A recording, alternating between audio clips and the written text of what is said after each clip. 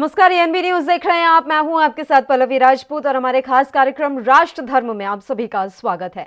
कृषि कानून के खिलाफ दिल्ली सीमा पर प्रदर्शन कर रहे किसानों की पुलिस से कई जगहों पर झड़प का मामला सामने आया है। गणतंत्र दिवस के मौके पर किसान ट्रैक्टर मार्च निकाल रहे हैं। अब इस मामले को लेकर सियासत शुरू हो गई है। किसान नेता राकेश टिकैत ने बड़ा बयान दिया है। उनका कहना है कि राजनीतिक पार्टियों के लोग किसान आंदोलन में शामिल होकर गड़बड़ी कर रहे हैं। इससे पहले स्वराज इंडिया पार्टी के संस्थापक योगेंद्र यादव ने कहा था कि दिल्ली में 3-4 जगहों पर मुझे हिंसा की अभी खबर आई है, पूरी सूचना नहीं है। मैं यहां शाहजहांपुर बॉर्डर पर परेड को लीड कर रहा हूं। 3-4 जगहों पर बैरिकेड तोड़ने की खबर आई।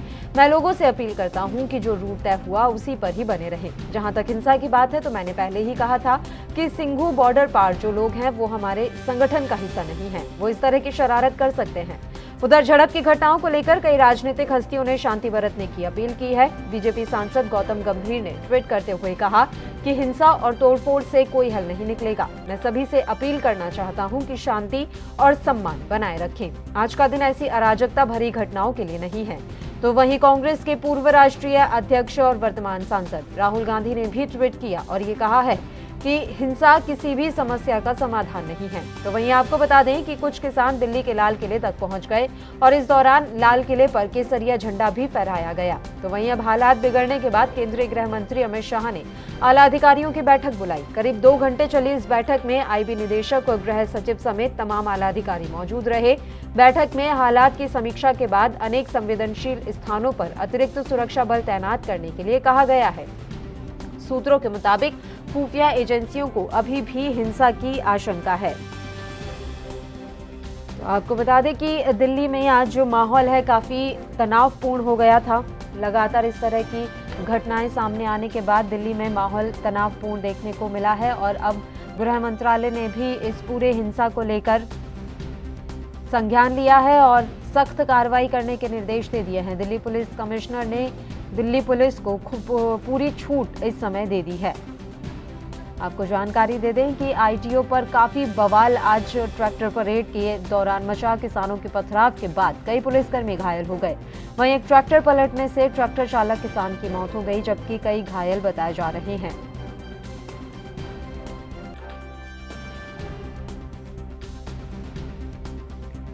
वहीं भाकियू अध्यक्ष चौधरी नरेश टिकैत ने कहा कि किसानों का शांतिपूर्ण आंदोलन तोड़ने के लिए ये साजिश रची गई है। लाल किले जैसी सुरक्षित जगह पर आखिर इतनी सुरक्षा के बीच कोई कैसे पहुंच गया। सीधा साधा किसान तो दिल्ली का रास्ता भी नहीं जानते। किसानों को गुमराह करके और रास्ता भटका कर ले जाया गया है। दिल्ली पुलिस और सरकार पूरी तरह फेल हो गई है। किसान इन साजिशों से घबराने वाले नहीं हैं। आंदोलन जारी रहेगा। आंदोलन में पुलिस की गोली से शहीद हुए किसान को 1 करोड़ से अधिक मुआवजा मिलना चाहिए। किसानों की संपत्ति का जो नुकसान हुआ है केंद्र सरकार को उसकी भी भरपाई करनी चाहिए। किसानों के ट्रैक्टरों में पुलिस ने तोड़फोड़ कर दी है। किसान आंदोलन के खिलाफ पूरी साजिश रची गई है।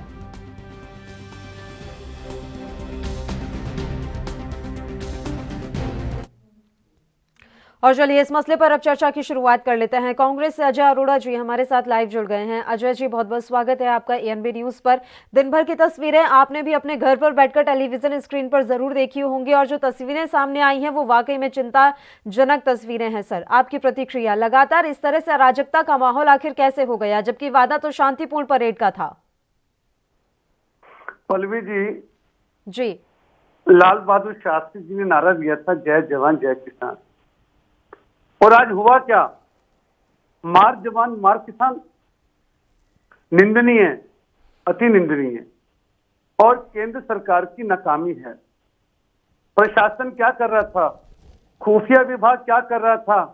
रास्तों की सूचना ठीक से क्यों नहीं दी गई? तो इसकी जिम्मेदारी पल्लवी जी सरकार को लेनी पड़ेगी। और आंदोलन की जब प्रक्रिया शुरू हुई सुबह, तो जब सरकार को भली भांति इनको जो खुफिया विभाग है, सीआईडी है, सीबीआई, सब इन्हें मालूम था कि क्या है और इस सिस्टम पे प्रशासन की प्रतिक्रिया होनी चाहिए थी, जो कि विफल रही, जो कि फेल रही। लेकिन अजय जी, बात तो ये है ना कि जब आपने वादा किया था कि दिल्ली पुलिस के साथ जो वार्ता हुई है और उसी वार्ता के अनुसार हम तय रूट पर ही अपना मार्च निकालेंगे, अपना परेड निकालेंगे, तो फिर अचानक से रूट क्यों चेंज किया? आईटीओ जाने की जरूरत क्यों पड़ी? लाल किले में प्रवेश करने की कोशिश की जरूरत क्यों पड़ी? इंडिया गेट की तरफ बढ़ने की कोशिश क्यों की गई? इस तरह की बातें भी तो उठ रही हैं। जब वादा जो किया गया था उस वादे पर क्यों नहीं डटे रहे? पल्लवी जी, मैंने कहा सरकार, पुलिस और किसान जब संगठन बैठे थे तो इनकी बातचीत हुई और रूट सेट हुआ और देर रात्रि तक 34 पॉइंट तय किए गए कि इन आधारों पे आपकी रैली होगी। कहीं ना कहीं मुझे लगता है कि सरकार का कम्युनिकेशन ठीक नहीं रहा और जिस प्रकार से रास्ते अलग हो गए, तो इसमें भी आप देखो पल्लवी जी, किसानों के साथ साथ सरकार का दायित्व बनता है पूरी स्थिति को नियंत्रण रखना, जो कि सरकार नहीं रख पाई। सरकार का दायित्व था, किसानों का दायित्व भी था कि जो रूट मिला उस रूट पे जाएं, लेकिन कुछ असामाजिक तत्व, देखो जब बड़ा आंदोलन होता है पल्लवी जी, कुछ अराजक तत्व भी घुस जाते हैं, तो कहीं ना कहीं चूक दोनों तरफ से हुई है और इसकी जिम्मेदारी सीधी सीधी सरकार पर है। चलिए, आपने ये तो माना कि जब कोई आंदोलन होता है तो अराजक तत्व घुस जाते हैं। लगातार यही बात इस आंदोलन की परमिशन लेने के टाइम पर कही गई थी कि अरे ऐसा हो जाता है, अराजक तत्व घुस जाते हैं, जिन्हें हुड़दंग मचाना है वो मचाएंगे। उस समय विपक्षी पार्टियों ने सर जोर शोर से ये बयान दिए, नारे दिए कि देखिए तो हमारे किसानों को अराजक तत्व कह रहे हैं, देखिए ये हमारे किसानों को हुड़दंग कह रहे हैं। और जिसकी आशंका थी, आज दिल्ली ने वही देखा, पूरी दुनिया ने देखा कि हमारा इतना गर्व का दिन और किस तरह से क्या कुछ चीजें हुई हैं। प्रदीप जी हमारे साथ जुड़े हुए हैं। सर मैं लौट रही हूं तुरंत अजय जी आपके पास, प्रदीप भटनागर जी से एक बार उनका कमेंट ले लेते हैं। प्रदीप जी, ये तस्वीरें बेहद चिंताजनक और वाकई में निंदनीय तस्वीरें। आज के दिन ये सब नहीं होना चाहिए था सर, गर्व का दिन था, पूरी दुनिया शौर्य देखती है हमारा, और आज क्या हुआ है दिल्ली में? जो देश को और पूरे भारतवर्ष के नागरिकों को जो शर्मिंदगी महसूस हुई है, वो शायद कभी कलंक धुलेगा नहीं। और देखिए, बड़ी विडंबना है कि अभी तक कोई विपक्ष का कोई भी नेता अभी तक किसी ने भी अफसोस जाहिर नहीं करा या खंडन नहीं करा है अब तक, कहीं प्रेस और मीडिया में आके। और कहीं ये जो उदाहरण विन विन दे रहे हैं, जय जवान जय किसान, और जो तरीके के दे रहे हैं, कहीं इन्होंने एक जरा से भी अगर खंडन किया होता प्रथम आके कि जो आज देश के अंदर या लाल किले पे हुआ है, बहुत शर्मशार है। जब से देश आजाद हुआ है ये चीज कभी देखने को नहीं मिली है। क्या इसे किसान की संज्ञान दे पाएंगे? कभी नहीं दे पाएंगे। ये किसान हो ही नहीं सकते। पहले तो मैं कहता हूँ ये कभी ऐसे किसान हो ही नहीं सकते जो अपने धरोहर को इस तरह खराब करें या करें, क्योंकि अगर इस हिंदुस्तान के अंदर जितनी फोर्स और फौज है, वो एक गांव से, देहात से किसान के बच्चे अधिकतर फौज में आते हैं। मैं समझता हूँ वो कभी काम नहीं कर सकते। प्रदीप जी, राकेश टिकैत कह रहे हैं कि इतनी सुरक्षा और सेंसिटिव एरिया है लाल किला, वहां तक आखिर इतनी बड़ी संख्या में लोग या किसान, कथित रूप से किसान, जो कैसे पहुंच गए? क्या किसी की साजिश है? क्या जानबूझकर उनको बहकाकर बहलाकर वहां तक ले जाया गया है? साफ तौर पर इशारा सरकार की तरफ ही नजर आ रहा है ताकि किसान आंदोलन को बदनाम किया जा सके। ये तमाम बातें राकेश टिकैत ने कही है। जी, राकेश टिकैत दोषी है खुद, और राकेश टिकैत के साथ संगीन आरोपों में इस पे एफआईआर दर्ज होनी चाहिए। इस राकेश टिकैत पे शुरुआत करी है इसने। कहीं जाके गाजीपुर पे जो रास्ता बनाया था दिल्ली पुलिस ने, आनंद विहार होते हुए अप्सरा बॉर्डर, इसने खुद आगे बढ़ के विरोध करा, अधिकारियों से बहस करी, और इन्होंने उसको कहीं जाके नुकसान पहुंचाने की कोशिश करी, और वो जनता कामयाब रही राकेश टिकैत के भड़काने पे। मैं आपको क्लियर कर दूं, ये आपके माध्यम, ये मीडिया के माध्यम से ही बता रहा हूं। मैं स्वयं खुद देखा है कि डीसीपी से किस तरह बहस की जा रही है अपने बैरिकेड खुलवाने के लिए। जब एक पुलिस ने जब एक रास्ता प्रॉपर बना दिया है, आप क्यों नहीं अख्तियार कर रहे हैं? क्या मतलब है आपका रूट बनाने का? कहीं ये सुनिश्चित, ये एकदम सुनिश्चित था, इसमें षड्यंत्र कुछ नहीं है। जो किसान नेता चाहते थे वो हो गया। मैंने आपको 2 दिन पहले भी कहा था कि शिवराज सिंह ने एक लेटर जारी करा है, किसानों को आदेश दिया है कि आप ट्रैक्टर ट्रॉली लेके आए, उसमें अधिक लोग लेके आए, उसमें आप रजाई गद्दे भी लेके आए। ये पहले कह रहा हूँ, लिखित में लेटर है मेरे पास इस चीज का उनका। अजय जी, आपसे मैं जब बात कर रही थी तो आप कह रहे थे कि दिल्ली पुलिस की तमाम तैयारियां यहां पर फेल हुई हैं, सरकार की तैयारियां फेल हुई हैं। लेकिन एक बात बताइए सर, सतनाम सिंह पन्नू वो तो साफ तौर पर ये बात कह रहे थे कि हम तो ऐसा कोई रूट मानेंगे ही नहीं जो किसान संगठनों और दिल्ली पुलिस के बीच तय हुआ है। उन्होंने बयान दिया है बाकायदा मीडिया के सामने आकर, हम अपने ही रूट पर चलेंगे। अब कोई ठान कर ही बैठा है कि हमें तो अपने हिसाब से काम करना है, तो उसका क्या किया जाए? पल्लवी जी ठीक कह रही हैं। किसान संगठन ने जो पुलिस से वार्ता की हो सकता है कहीं कम्युनिकेशन गैप हो, लेकिन आप ये देखिए पूरे हिंदुस्तान से जब किसान अपने ट्रैक्टरों पे आ रहे थे, चाहे एनसीआर से हो, चाहे पंजाब से हो, चाहे हरियाणा से हो, और बहुत हरियाणा सरकार, उत्तर प्रदेश सरकार ने जितने भी डीएम एसडीएम थे सबको ऑर्डर दे दिए कि आप ट्रैक्टर के लिए डीजल ना दें। उसके लिखित ऑर्डर मेरे पास रखे हुए हैं, लिखित ऑर्डर बागपत के लिखित ऑर्डर मेरे पास रखे हैं। तो सरकार को जब इतना ध्यान था कि इतना विशाल रूप हो जाएगा आंदोलन का, तो उन्होंने इसकी पूर्ण तैयारी क्यों नहीं की?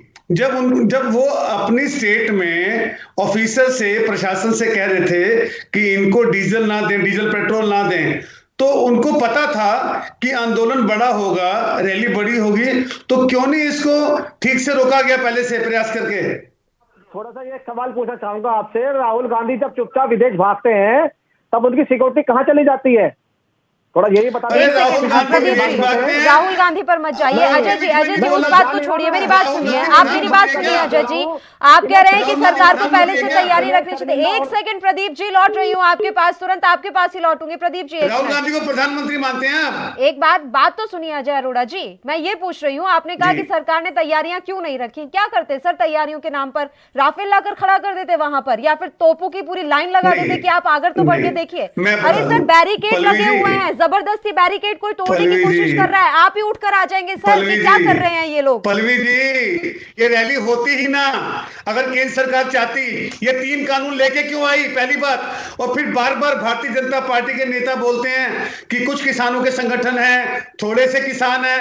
अगर बार बार अब किसानों को, तो आज सरकार की भी नींद खुल गई होगी पूरे देश के। अजय जी, आज तो सरकार की नींद भी खुल गई होगी कि ये सिर्फ हरियाणा और पंजाब के किसान नहीं है।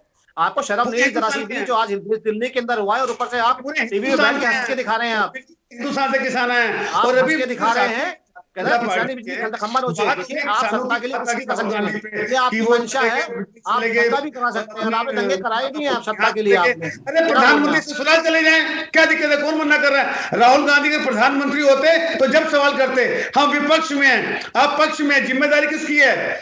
पल्लवी जी, अपनी जिम्मेदारी से ये भाग नहीं सकते। राहुल गांधी का नाम ले, कांग्रेस का नाम ले, किसी संगठन का नाम ले, दायित्व इनका है, सत्ता में ये हैं। और भारत के इतिहास में पहली बार हुआ है लाल किले पे। निंदनीय, अति निंदनीय, इसकी हम निंदा करते हैं जो भी वहां घटा, लेकिन इसकी जिम्मेदारी भी सरकार को लेनी पड़ेगी। इस प्रकार से किस प्रकार से कोई कैसे हो सकता है सरकार की अनुमति के बिना? आप मुझे बताएं पल्लवी जी। सरकार तो अनुमति दिल्ली में आने की भी नहीं दे रही थी सर। उन्होंने तो कहाँ अनुमति दी थी? उन्होंने तो पूरा रूट तय कर दिया था कि भाई इसी रूट पर रहेंगे आप, इससे इधर उधर नहीं जाएंगे। आ गए ना वो दिल्ली में, आईटीओ पहुंच गए ना। पल्लवी जी बोलिए प्रदीप जी। मैं थोड़ा सा प्रदीप जी, जिम्मेदारी तो आपको भी लेनी होगी। दिल्ली में जो अराजक आज फैली है, जिस तरह का माहौल हुआ है, कहीं ना कहीं जिम्मेदार आप भी हैं उसके। हम तो पूर्ण जिम्मेदारी लेते हैं और पूर्ण जिम्मेदारी ले रखी है। ये दिल्ली पुलिस है और फोर्स को ठीक करना भी आता है, तत्वों को। चिंता मत कीजिए, नेता हो चाहे वो शरारती तत्व, करना भी आता है शासन। मैं थोड़ी चीज क्लियर करूं, क्योंकि 36 शर्तें जब दी गई थी, विश्वास जमाया था प्रशासन और पुलिस के साथ बैठ के, उसके बाद ही धोखेबाजी करी है नेताओं ने, किसानों को, जो उपद्रवियों को लाके। ये कहीं प्रशासन निपटेगा, छोड़ेगा नहीं। उपद्रवी जो भी आज किया गया है, वो भी किसी बच्चे के लाल हैं जो वर्दी पहने सुरक्षा में खड़े हैं, जिसपे ये ट्रैक्टर चढ़ा रहे हैं, तलवार चला रहे हैं, फरसा चला रहे हैं। कितनी हिम्मत देखो इन्हें। किसान, आप संज्ञान किसानों का दे रहे हो जो लाल किले के ऊपर चढ़ कर झंडा लगाने के लिए? आप इन्हें किसानों का संज्ञान दे रहे हो? यही लोग दे सकते हैं जिन्होंने 70 साल 72 साल दंगा करा के किसानों पे, गरीबों पे अत्याचार करके उनको भड़का के सत्ता चलाई है। यही लोग संज्ञान दे सकते हैं गुंडों को, किसान का। मैं नहीं दे सकता, ना सरकार देगी। सरकार निपटना जानती है, मैं जवाब देना चाहूंगा। अच्छी तरह निपटेगी। अरे अजय जी, एक बार बात कंप्लीट हो जाए प्रदीप जी की। जी बोलिए अजय अरोड़ा जी। देखिए, इन्होंने आरोप लगाया, अरे हमने तो अपने के बीच में नहीं बोला, इनको थोड़ा ज्ञान होना चाहिए कि बीच में बात नहीं करते। पहले आप बोल लीजिए। टाइम तक सरकार में रहे हैं, आप बोल लीजिए पहले, आप बोल लीजिए। कहीं ये बैठ के नेताजी पहले खंडन करेंगे, पहले ये कहेंगे आप जो किसान या जो गुंडों ने आज दिल्ली के अंदर हो गया आपका, बहुत शर्मिंदगी हो गया आपका, नहीं बोला ऐसा कोई हो गया आपका। अगर आपका हो जाए तो फिर मैं जवाब दे दूं पल्लवी जी, इनका खत्म हो जाए तो। प्रदीप जी, वैसे उन्होंने शुरुआत में कह दिया था कि लाल किले पर जो कुछ भी हुआ है उसकी हम और हमारी पार्टी निंदा करते हैं। आप और बोलिए अजय जी। जितनी निंदा बीजेपी वाले करते हैं, हम तो अति निंदा करते हैं। दो निंदा हो गई। एक तो जो असामाजिक तत्वों ने ये किया, देश के राष्ट्रीय ध्वज को उतारा गया और दूसरा ध्वज जलाया गया, ये तो निंदा हो गई। दूसरी निंदा, किस प्रकार से सरकार का फेलियर रहा। पल्लवी जी, मैं बता दूं, जब भी कभी भारत की राजधानी की बात नहीं कर रहा, पूरे देश की बात कर रहा हूं, जब छोटा सा भी कोई आंदोलन होता है, कोई मीटिंग होती है, सीआईडी विभाग सूचना देता है। हम राजनीतिक दलों से आते हैं, जब हम बैठक करते हैं तो सीआईडी पूरी खुफिया रिपोर्ट देती है कि कितने आदमी मीटिंग में आएंगे। खुफिया एजेंसियों पर आपने कहा था कि कहीं ना कहीं खुफिया एजेंसियों का भी ये फेलियर है। सर, मैं तुरंत लौटूंगी, आपके पास ही लौटूंगी, आपका ही जवाब लूंगी। एक छोटे से ब्रेक के लिए हमें बुलेटिन में रुकना है, फौरन हाजिर होंगे।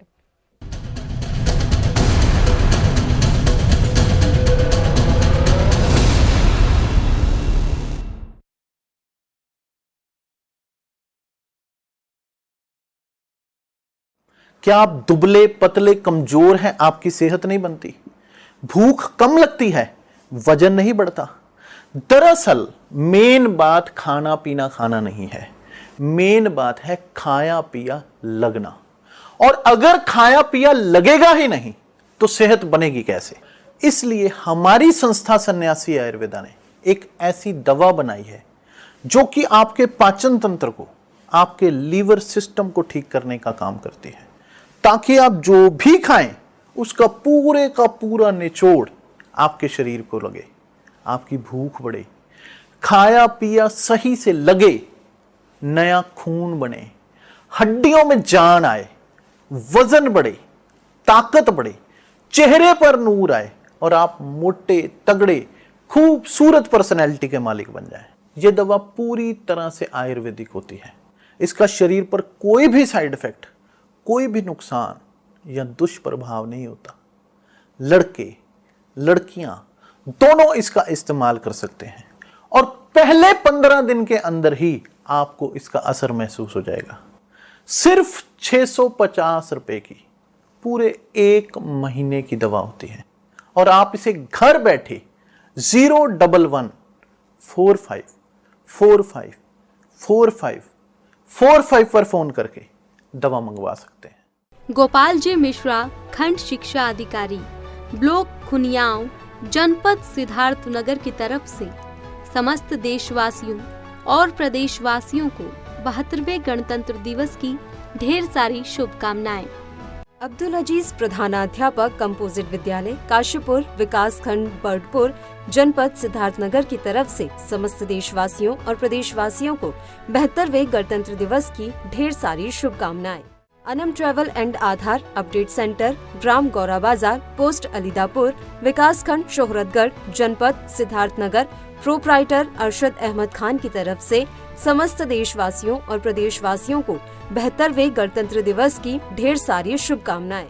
अनुराग सिंह, भाजपा विधायक, चुनार मिर्जापुर, उत्तर प्रदेश की तरफ से समस्त देशवासियों और प्रदेशवासियों को 72वें गणतंत्र दिवस, बसंत पंचमी एवं महाशिवरात्रि की ढेर सारी शुभकामनाएं। बजरंग बली सिंह, ग्राम प्रधान रुपोधा, प्रधान संघ, अध्यक्ष, नारायणपुर, चुनार मिर्जापुर, उत्तर प्रदेश की तरफ से समस्त देशवासियों और प्रदेशवासियों को 72वें गणतंत्र दिवस, बसंत पंचमी एवं महाशिवरात्रि की ढेर सारी शुभकामनाएं।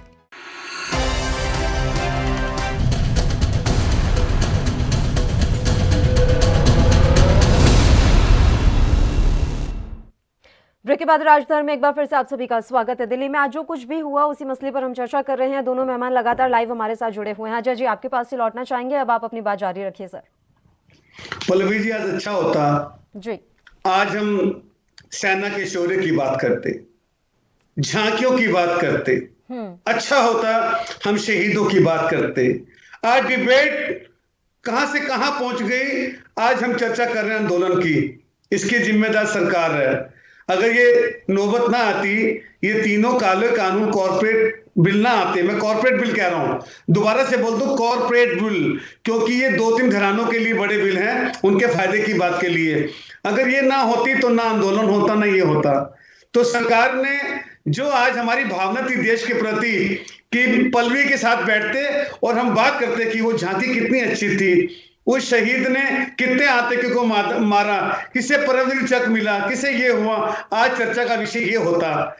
और सरकार ने क्या कर दिया, अपनी नाकामी, ये सरकार की नाकामी है पल्लवी। आज डिबेट किस स्तर पे हो रही है, किसानों के आंदोलन पे हो रही है, गणतंत्र दिवस पे डिबेट ही नहीं हो रही, कहीं ना कहीं किसी चैनल पे नहीं हो रही। इसके जिम्मेदार और नाकामी सरकार की है।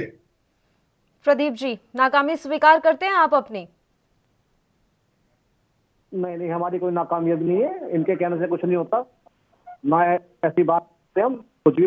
कांग्रेस प्रवक्ता ये सब ऐसे ही है, इन्हें अपनी बात को बढ़ाया करना है कि चीजों के नाकामयाबी।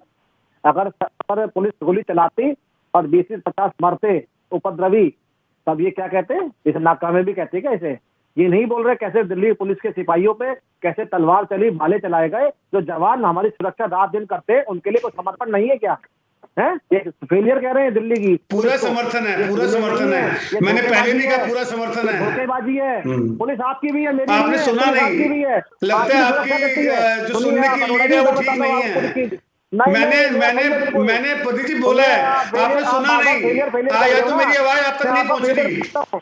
अरे सुनिए, फेलियर क्या है आपको बताता हूँ। आपका राहुल गांधी फेलियर है, सबसे पहले बता दूं आपको मैं। आपका पीछे तरफ जेल गया, वो फेलियर है आपका। आप अपने फेलियर को देखो आप पहले। ये डिबेट में कुछ तो कंटेंट लाओ। हेलो, डिबेट में कंटेंट लेके बैठा करो प्रदीप जी। जब डिबेट में आप आओ ना, सुनो, आप डिबेट में पहले पूछा करो कि आज टॉपिक क्या है, आप टॉपिक की बात करो, टॉपिक की। पहले आप खंडन सुन लो सारा, आप टॉपिक की बात करो। आज का नहीं, देखो मैं आपको व्यक्तिगत टिप्पणी नहीं कर रहा, आप बड़े सुलझे हुए अच्छे इंसान हो, भारतीय जनता पार्टी के प्रवक्ता हो, आप टॉपिक पे कंटेंट के साथ बोलो। आप डिबेट राहुल गांधी पे, आपको सपने में भी राहुल गांधी प्रधानमंत्री मानते हो आप? चलो मैं सुनूंगा आपके बात। राहुल गांधी को प्रधानमंत्री मानते हो, हाँ या ना? अच्छा बुरा नहीं देखा राहुल गांधी को मेरी प्रदीप जी, मैं आपके बीच में नहीं बोलूंगा, मेरी बात का जवाब दे दें। नहीं, ऐसे नहीं आएगा मजा। कोई ऐसे हमला करके बात करेंगे, ठीक है प्रदीप जी? मेरा सवाल मैं चुप हो जाता हूँ, इन्हें बोलने दो, ज्यादा बोलने ज्यादा गलती करेगा। एक बार मैं प्रदीप जी से सवाल ले लेती हूँ। प्रदीप जी मेरा सवाल सुन लीजिए सर, मेरी बात सुन लीजिए।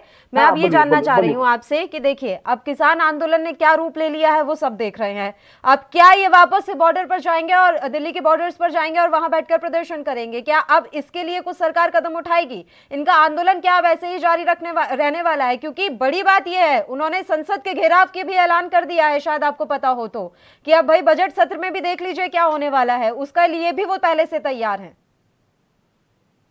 ठीक है, चोट एक ही बार लगती है, बार बार नहीं लगती है, उसके लिए भी अब तो खैर पूरी सजगता है। पहली चीज तो ये कि दिल्ली तक रात तक खाली सब साफ हो जाएगा, कोई दिक्कत नहीं है आपको। कोई दिल्ली सुबह कोई परेशानी दिल्ली वालों को नहीं होगी, कानून व्यवस्था जैसे कायम थी वैसे ही रहेगी। रही बॉर्डर की बात, अभी किसान नेता सारे फ्रंट पे नहीं आ रहे हैं, सब तितर बितर हैं। किसी भी किसान नेता ने अभी तक कोई संदेश जारी नहीं करा, ना इस उपद्रव को रोकने की कोशिश करी। देखिए, मैं तो पहले भी कह रहा था आपको बैठ के कि मंशा ठीक नहीं है, इनकी मंशा ठीक नहीं है, मगर कहीं पुलिस का समन्वय बना किसान नेताओं के साथ और इसको तभी राजी करा गया इसको निकालने के लिए। अब ये किसान नेता कहते हैं कि हमारा नहीं था, किसी और दल का था, किसी तीसरे दल का था, दल तो सारे साथ ही बैठ रहे। और मैं फिर देखिए, कहीं देश के अंदर किसानों के जो धरने प्रदर्शन हुए हैं, रैलियां निकली हैं, देखिए ओपनली कांग्रेस ने इसको झंडा अपना दे के समर्थन दिया है और साथ भी करा है। आप यहीं से लगा लीजिए, चाहे दिल्ली में इनका झंडा ना नजर आया हो, मतलब देश के भिन्न भिन्न जिलों में कांग्रेस ने पूरा समर्थन और पूरा रोल निभाने की कोशिश करी है, दंगा कराने के लिए और कहीं ना कहीं उपद्रव कराने के लिए।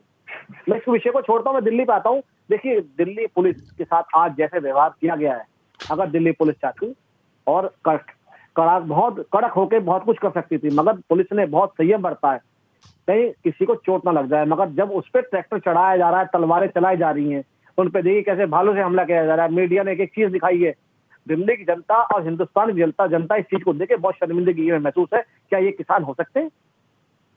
ये भी जो किसान है वो भी किसी के बहन भाई हैं, दोस्त हैं, और जो पुलिस है हमारी, जो हमारी सुरक्षा करती है देश के लिए, रात दिन 24 घंटे अपने पैर तोड़वा के लोग जनता के लिए खड़ी रहती है सेवा में, आज उसके साथ ये आचरण हो रहा है।